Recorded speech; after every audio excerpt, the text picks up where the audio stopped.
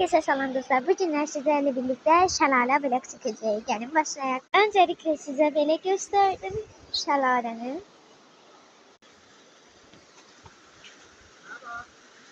Çok geçerdi. Burada ise şelalenin akışını gösterdim biraz. Ve sesi çok geçerdi. Şelalenin qırağından təbii daş götürmək istəyirəm ki, yadigar saxlayım. Və mən bu daşı götürdüm. İndi isə çıxırıq və başqa gəzintili yerlərə baxırıq. Çıxın, bir də sizə yuxarıdan necə görsənir onu göstərdim. Belə göstərdim. Çox qəşəngdir. Bir dənə də belə şəlalə köprüsü var. Oradan da keçirik. Çox qəşəngdir, yəni tam təbiət. Bu hissədə də var. Belə bir dənə meşəli yeri var və atlar var orada. Yəni bəlkə indi minəcəm.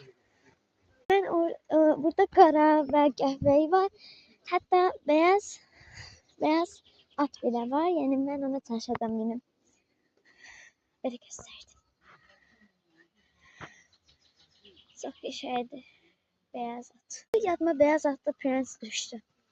Ben de beyaz atlı prenses olayım o zaman. Böyle bala atlar da var ama onlara yemeğe kıyamam ben. Relax burada değil. Böyle dağı da gösterdim size. Meşede geçeyim. Dediğim için ben ağata biniyorum. Yakmayısını da biri gösterdim. Çok teşekkür. Üstüme geliyor. Anlık korktum ki üstüme gelirmiş ama yana gidilmiş. Evet, atım gidiyor. Ben atım indim ve indi düştüm attım. Burası da biraz korktuğum için, ilk defa bindiğim için size videonu çekebilmedim. Ama böyle meşeni gösterdim size teslim. Çok meraklıdır. Biz buraya aslında hem gezintiye hem de ki piknik eleme için geldik. Anam beni çekip ve onu da paylaşacağım yeni YouTube'da. Götürdüğüm daş kurudu ve böyle oldu.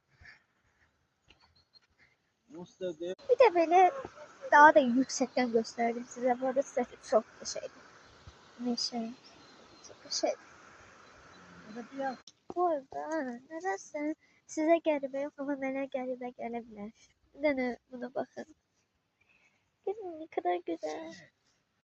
Yəqin ki bu vlog çatmayacaq və mən ona görə part 2'də devam edeceğim. Ama hələ ki yəni yeni videomuz hələ ki yeri var. Ona görə hələ çəkəcəm. Çünkü bu biraz uzun vlog olacak. Ben sizden bir şey istəyirəm. Belə uzun video necə çəkilir? Onu mənə deyə bilərsiniz. Yəni necə uzun video? Mesela Lina Çetinkaya uzun videolar necə çəkir? Onu deyə bilər.